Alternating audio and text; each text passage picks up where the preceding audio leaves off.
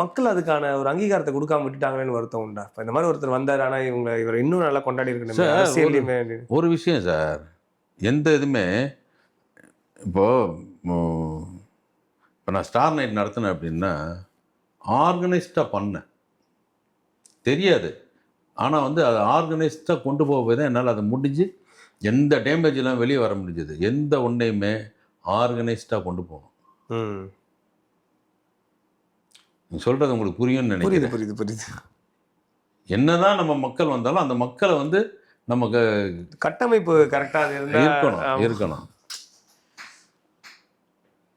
அதுக்கான ஆட்கள் வந்து இல்லாம போனதுனா அதுக்கு ஒரு காரணம்.